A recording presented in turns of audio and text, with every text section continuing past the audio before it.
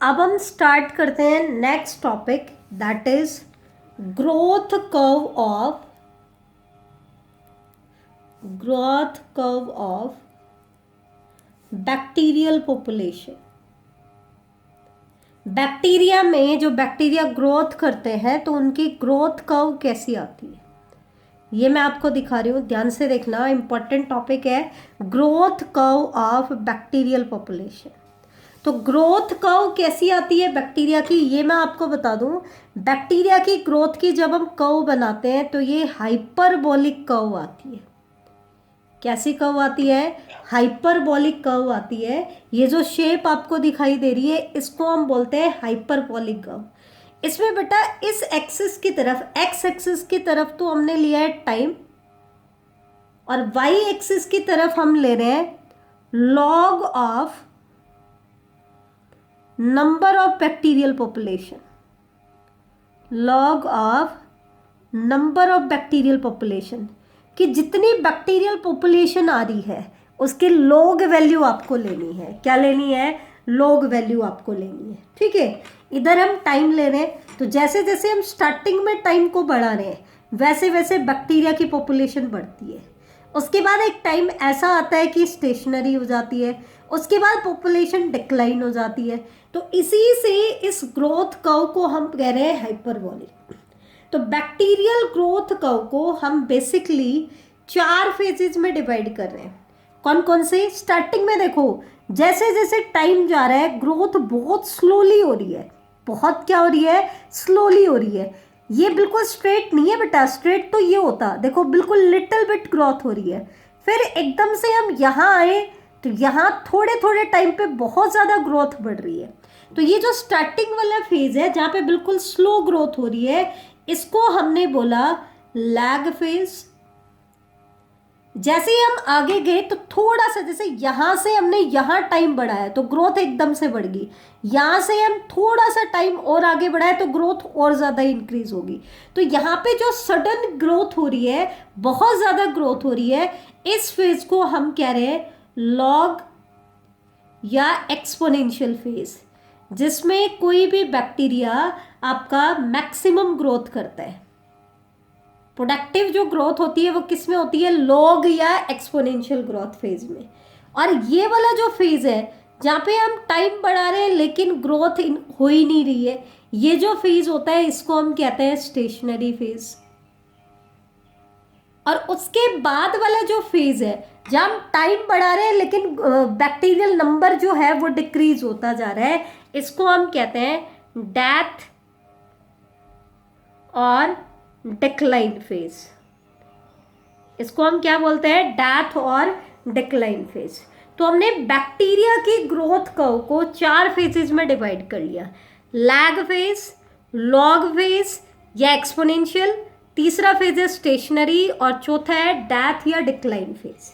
ठीक है, अब देखो लैग फेज में क्या होता है बेटा, आप क्या देख रहे हो कि लैग फेज में टाइम जाता जा रहा है लेकिन उसके हिसाब से ग्रोथ क्या हो रही है? बहुत कम हो रही है। ठीक है, या हम एक तरीके से देखें तो no increase in number of bacterial cell, या तो हम कह सकते हैं बैक्टीरियल सेल में कोई इंक्रीज नहीं हो रहा, या फिर हम कह सकते हैं very less growth, very less growth of bacterial cell, कि बैक्टीरियल सेल की बहुत लेस ग्रोथ आपकी हो रही है। ठीक है, या तो वेरी लेस ग्रोथ हो रही है या फिर कोई ग्रोथ नहीं हो रही है। क्या नहीं हो रही है? कोई ग्रोथ नहीं हो रही है। तो ये फेज तो कहलाता है लैग फेज। इसके बाद जैसे ही हम आए लॉग फेज में, बेटा यहाँ पे कोई ग्रोथ क्यों नहीं हो रही? क्योंकि आपने बैक्टीरिया को अभी अभी कल्चर मीडिया में डाला ही था। अब इस मीडिया के अकॉर्डिंग उसने अपने आप को अडेप्ट नहीं किया था, तो इस फेज में वो अपने आप को अडेप्ट कर रहे हैं। तो अडेप्ट कर रहे हैं तो उसमें ग्रोथ ज़्यादा नहीं हो रही। जैसे ही वो अडेप्ट कर जाएगा, कौन सा फेज आ जाएगा? लॉग फेज, या जिसको हम एक्सपोनेंशियल फेज भी कहते हैं, एक्सपोनेंशियल फेज। ठीक है, तो ये फेज कब शुरू होता है? जब बैक्टीरिया की मेटाबॉलिक मशीनरी रन करना शुरू कर देती है। मेटाबॉलिक मशीनरी मतलब वो रैपिडली काम करना शुरू कर देता है, वो उस मीडिया के अकॉर्डिंग अपने आप को एडजस्ट कर चुका होता है, तो उसकी मेटाबॉलिक मशीनरी काम करना शुरू कर देती है रैपिडली। तो उस केस में बैक्टीरिया जो है वो एक्सपोनेंशियली मल्टीप्लाई करना शुरू कर देते हैं। एक्सपोनेंशियली मल्टीप्लिकेशन में एक फिक्स टाइम के अंदर बैक्टीरिया अपने आप को मल्टीप्लाई कर देते हैं। जैसे पहले में 2 टाइम्स हो गए, फिर 2 से 4 टाइम्स हो गए, फिर 4 से 8 टाइम्स हो गए, वो भी एक फिक्स इंटरवल में। जैसा कि हमने पहले पढ़ा था फिजन में कि 20 से 30 मिनट के बीच में बैक्टीरिया जो है एक फिजन कंप्लीट कर लेता है। तो 1 से 2, फिर 2 से 4, फिर 4 से, तो ये जो कांस्टेंट रेट में जो डिवीजन हो रहा है, एक फिक्स रेट में जो डिवीजन हो रहा है, वो डिवीजन सिर्फ कौन से फेज में होता है? एक्सपोनेंशियल फेज या लॉग फेज में। ठीक है, यहाँ पे बैक्टीरियल सेल जो होती है वो एक फिक्स रेट से डिवाइड करती है, इसलिए ये लाइन इंपॉर्टेंट है, ध्यान से देखना। log phase is the stage या phase where bacteria are most susceptible to the action of disinfectant and common antibiotics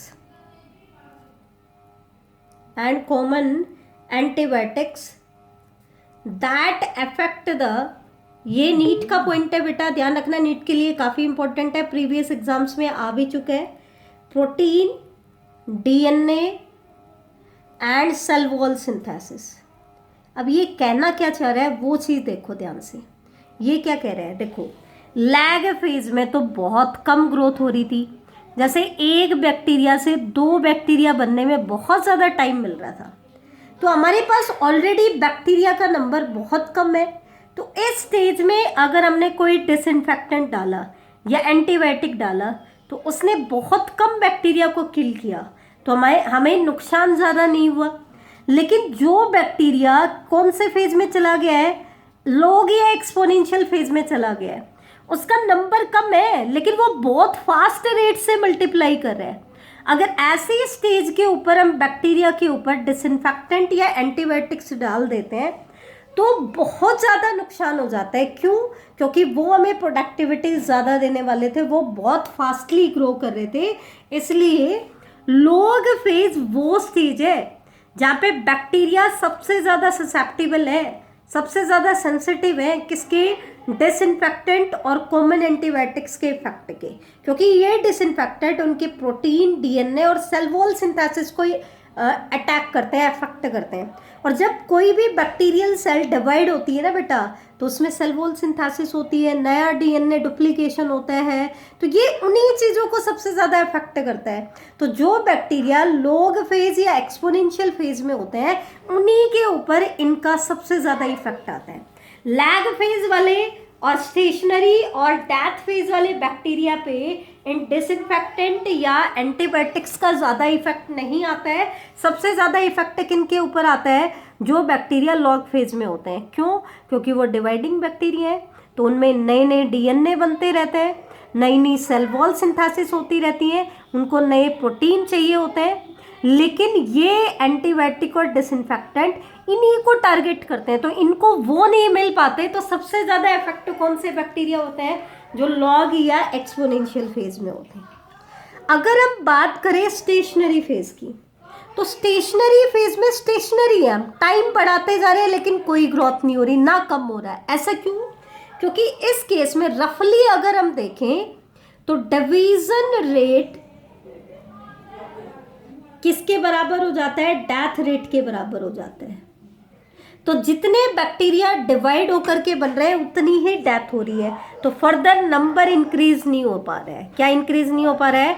number increase नहीं हो पा रहा है। तो इसलिए बैक्टीरिया का नंबर लगभग कांस्टेंट रहता है, तो इसको हम कहते हैं स्टेशनरी फेज। ठीक है, स्टेशनरी फेज क्यों? आप कहोगे कि जब वो अडेप्ट हो गया था और एक्सपोनेंशियली ग्रो करने लग गया था तो वो स्टेशनरी फेज में क्यों आ गया?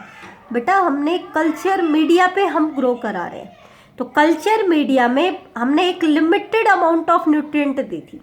अब एक बैक्टीरिया से 2 बन गए, 2 से 4 बन गए, 4 से 8 बन गए, लेकिन उनको न्यूट्रिएंट तो कौन दे रहा है? यही तो मीडिया दे रहा था। तो धीरे धीरे ये सारे न्यूट्रिएंट को एब्जॉर्ब करते जाएंगे और इस कल्चर मीडिया में न्यूट्रिएंट की डेफिशिएंसी हो जाएगी, तो ये बैक्टीरिया आपस में कंपटीशन करने लग जाएंगे और कंपटीशन होगा तो ग्रोथ क्या होगी? रिड्यूस हो जाएगी। दूसरा, जैसे जैसे बैक्टीरिया ग्रो करते जाते हैं, एजिंग होती जाती है, टॉक्सिन की भी प्रोडक्शन करते जाते हैं, तो धीरे धीरे इनकी ग्रोथ क्या हो जाती है? स्लो। फिर एक ऐसा फेज आता है कि जिस रेट से ये डिवाइड हो रहे हैं उसी रेट से इनकी डेथ हो रही है, तो वो फेज कहलाता है स्टेशनरी फेज।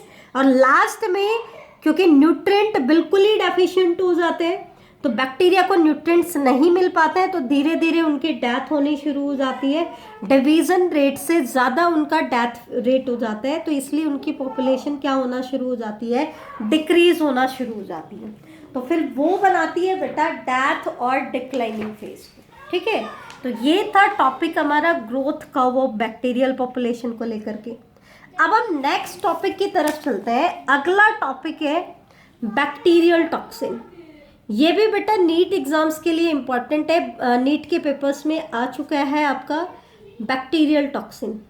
ये तो आपको पता ही है कि most of the bacteria ऑफनली bacterial toxins की प्रोडक्शन करते हैं, और जो बैक्टीरिया टॉक्सिन की प्रोडक्शन करते हैं मोस्टली वो उनका मेटाबॉलिक प्रोडक्ट होता है।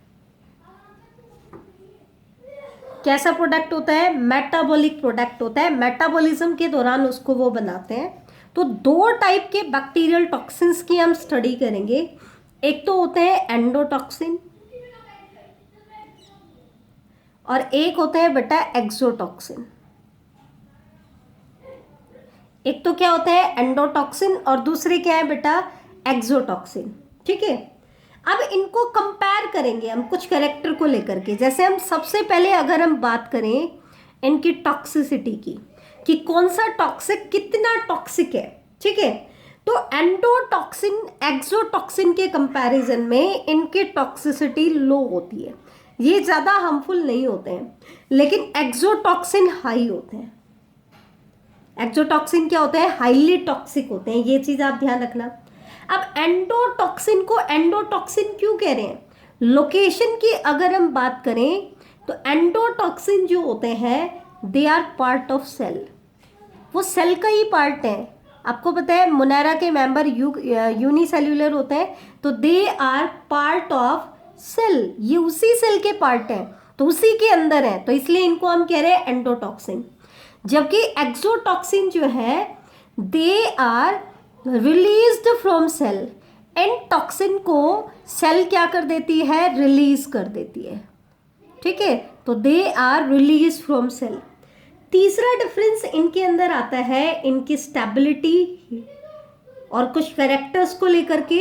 स्टेबिलिटी और सॉल्युबिलिटी की अगर हम बात करें तो स्टेबिलिटी अगर हम देखें तो एंडोटॉक्सिन जो होते हैं, क्योंकि वो बॉडी के अंदर रहते हैं, तो वो हीट स्टेबल रहते हैं, हीट में स्टेबिलिटी शो करते हैं। जबकि एक्सोटॉक्सिन जो है वो हीट लेबाइल है, इजिली हीट उनको क्या कर देती है? डिस्ट्रॉय कर देती है। लेकिन ये वाटर में सोल्यूबल होते हैं, क्योंकि बाहर रिलीज हो गए तो वाटर में क्या होंगे? सोल्यूबल होंगे, लेकिन हीट लेबाइल होंगे। कैसे होंगे? Heat labile. केमिकल नेचर की अगर हम बात करें कि इनका केमिकल नेचर कैसा है, तो एंडोटॉक्सिन जो होते हैं ना बेटा, वो मोस्टली, हमने तुम्हें याद हो एलपीएस लेयर मैंने बताई थी, और वहाँ पर हमने कहा था कि ये एक एंडोटॉक्सिन का काम करती है। तो जो लाइपोपॉलीसैकेराइड प्रोटीन्स होते हैं, लाइपोपॉलीसैकेराइड जो प्रोटीन्स होते हैं वो एंडोटॉक्सिन का काम करते हैं। जबकि एक्सोटॉक्सिन जो होते हैं उनका केमिकल नेचर होता है पॉलीपेप्टाइड, वो पॉलीपेप्टाइड के बने हुए होते हैं, दैट मीन्स प्रोटीन की तरह की स्ट्रक्चर होती है उनकी। अब इन टॉक्सिन की सिक्रीशन कौन करता है? अगर हम बात करें from where they are secreted, तो they are secreted by, endotoxin की सिक्रीशन करते हैं mostly gram negative bacteria. Endotoxin की सिक्रीशन कौन कर रहा है? ग्राम नेगेटिव बैक्टीरिया कर रहे हैं। जबकि एक्सोटॉक्सिन की secretion mostly by gram positive bacteria. Mainly इनके सिक्रीशन कौन करता है? ग्राम पॉजिटिव बैक्टीरिया करता है। हालांकि some gram negative bacteria also secrete exotoxin, लेकिन जर्नली ग्राम टॉक्सिन, जो ग्राम नेगेटिव बैक्टीरिया होते हैं वो एंडोटॉक्सिन की सिक्रीशन करते हैं और ग्राम पॉजिटिव बैक्टीरिया एक्सोटॉक्सिन की सिक्रीशन करते हैं। ठीक है, अगर हम वैक्सीन की बात करें कि किस टॉक्सिन के लिए हमारे पास वैक्सीन अवेलेबल है, किसके ऊपर नहीं है, तो एंडोटॉक्सिन के लिए नो टॉक्सोइड्स फॉर्म्ड, कोई टॉक्सोइड्स हमने नहीं बनाई है। जबकि एक्सोटॉक्सिन्स के लिए हमने क्या बना लिए हैं? टॉक्सोइड्स को हम एज ए वैक्सीन के तौर पर यूज़ कर सकते हैं। तो इनके लिए हमारे पास वैक्सीन है, इनसे अपने आप को बचाने के लिए, लेकिन इनके लिए हमारे पास कोई भी टॉक्सोइड वैक्सीन अवेलेबल नहीं है। ठीक है, अब अगर हम बात करें सोर्स की कि आए कहाँ से ये, तो ये तो हमने बता दिया कि ये तो ग्राम नेगेटिव बैक्टीरिया से बनेंगे, लेकिन ग्राम नेगेटिव बैक्टीरिया से एंडोटॉक्सिन कैसे मिलेंगे? जब ग्राम नेगेटिव बैक्टीरिया लाइसिस करेगा, जब बैक्टीरिया की वॉल रप्चर होगी और उसकी डेथ हो जाएगी, उसके बाद उसका कंटेंट बाहर आएगा, तब जाकर के एंडोटॉक्सिन की सिक्रीशन होती है, एंडोटॉक्सिन प्रोड्यूस होता है, मतलब बाहर रिलीज होता है। जबकि एक्सोटॉक्सिन की सिक्रीशन लिविंग ग्राम पॉजिटिव और ग्राम नेगेटिव बैक्टीरिया कर सकते हैं। इनकी सिक्रेशन तो लिविंग करते हैं और इनकी सिक्रेशन कब होती है? जब बैक्टीरिया लाइज हो जाता है, मतलब उसकी डेथ हो जाती है। लाइसिस का मतलब होता है उसकी वॉल का रप्चर होना, और वॉल रप्चर होगी बैक्टीरिया की तो उसका सारा कंटेंट बाहर आ जाएगा, तो उसकी डेथ हो जाएगी। ठीक है, मॉलिक्यूलर वेट की अगर हम बात करें कि टॉक्सिन का मॉलिक्यूलर वेट क्या है, तो एंडोटॉक्सिन का मॉलिक्यूलर वेट होता है 50 से 1000 किलो डाल्टन का, जबकि एक्सोटॉक्सिन का मॉलिक्यूलर वेट होता है 10 किलो डाल्टन का। तो ये तो था एंडोटॉक्सिन और एक्सोटॉक्सिन में डिफरेंस। अब हमने क्या देखा? एक्सोटॉक्सिन ज़्यादा टॉक्सिक होते हैं, तो साइंटिस्ट का सारा इंटरेस्ट मेनली किसके ऊपर था? एक्सोटॉक्सिन, क्योंकि हमारे लिए तो फिर ज़्यादा हार्मफुल कौन रहा? एक्सोटॉक्सिन। तो उन्होंने एक्सोटॉक्सिन के ऊपर फर्दर रिसर्च की और फिर एक्सोटॉक्सिन्स को अलग अलग कैटेगरीज में डिवाइड किया। कौन कौन सी कैटेगरी है वो मैं आपको बता देती हूँ, जैसे कि एंटीरोटॉक्सिन, थोड़ा सा पार्ट बचा है बस ये और कर लेते हैं लास्ट। एंटीरोटॉक्सिन, न्यूरोटॉक्सिन, ये एक्सोटॉक्सिन को डिवाइड कर रहा है बेटा, क्योंकि उनकी टॉक्सिसिटी हाई होती है, तो उनको हमने अलग अलग कैटेगराइज कर लिया ताकि हम और डिटेल में उनको स्टडी कर ले। एंटीरोटॉक्सिन, न्यूरोटॉक्सिन एंड साइटोटॉक्सिन। साइटोटॉक्सिन, एंटीरोटॉक्सिन जो थे ना बेटा, उनको हम एंटीरो वर्ड क्यों यूज कर रहे थे? तुम्हें ध्यान हो तो हमने पहले भी यूज किया है एंटीरो बैक्टीरिया। किनको कहा था? जो बैक्टीरिया हमारी गैस्ट्रोइंटेस्टाइनल ट्रैक्ट में रहते हैं, उनको हमने कहा था एंटीरो बैक्टीरिया। तो ये जो टॉक्सिन है, इनका टारगेट क्या होता है?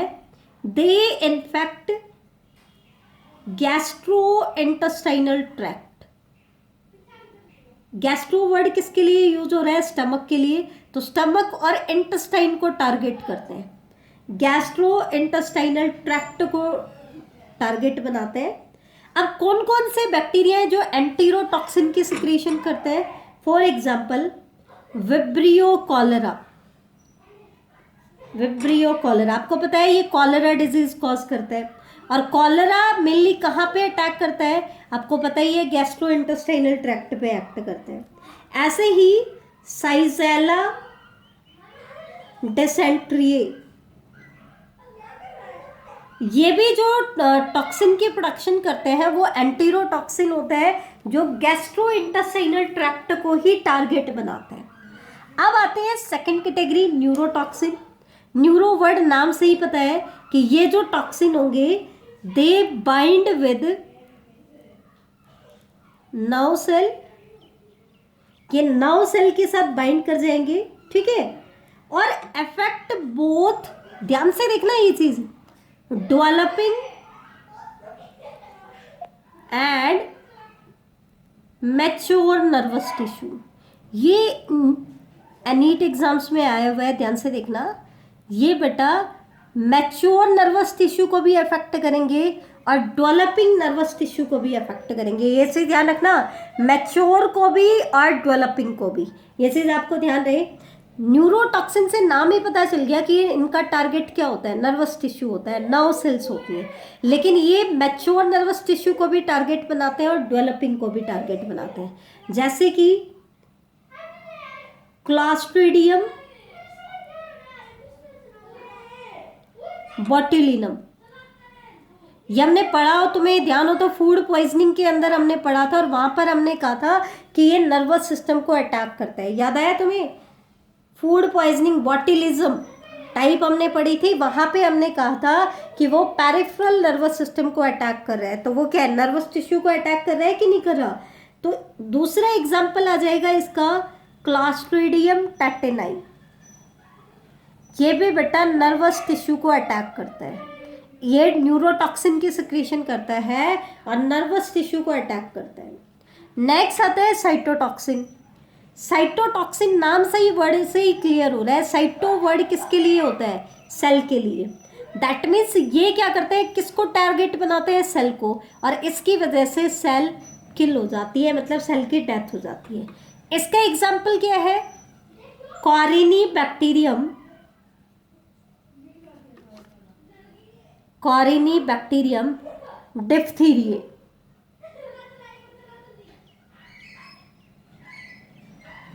तो ये था बेटा हमारा बैक्टीरियल टॉक्सिन का टॉपिक। एक बार मैं आपको बता देती हूँ, बैक्टीरियल टॉक्सिन्स क्या होते हैं?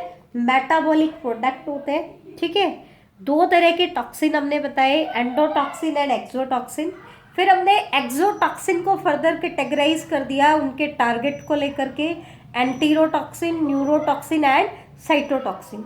एंटीरोटॉक्सिन का टारगेट है गैस्ट्रोइंटेस्टाइनल ट्रैक्ट, न्यूरोटॉक्सिन का टारगेट है नर्व सेल, और साइटोटॉक्सिन का टारगेट है बेटा आपकी सेल, ठीक है। पर्टिकुलर जो सेल होती है सभी टाइप की, ये उन सेल्स को क्या कर देते हैं? किल कर देते हैं। तो ये था बेटा आज का हमारा टॉपिक। नेक्स्ट लेक्चर में सबसे पहले तो हम स्टडी करेंगे, एक छोटा सा टॉपिक है प्रिजर्वेशन ऑफ फूड को लेकर के, कि हम फूड को प्रिजर्व कैसे करें। जैसे हम कहते हैं पाश्चराइजेशन होता है, स्टेरिलाइजेशन होता है, low temperature freezing, deep freezing word हम यूज़ करते हैं। तो ये वर्ड क्या होते हैं, इनके बारे में पढ़ेंगे। फिर आपका बैक्टीरिया कंप्लीट हो जाएगा, फिर हम सीधा आएंगे बेटा आपके आर्के बैक्टीरिया पे, ठीक है। आर्के बैक्टीरिया, आपके साइनोबैक्टीरिया, इनको हम सबसे पहले पढ़ेंगे। उसके बाद आपका माइकोप्लाज्मा आ जाएगा, एक्टिनोमाइसेटीज आ जाएंगी, थोड़ा सा रिकेट्सी और इनके बारे में भी पढ़ेंगे। तो ये था आज का हमारा टॉपिक।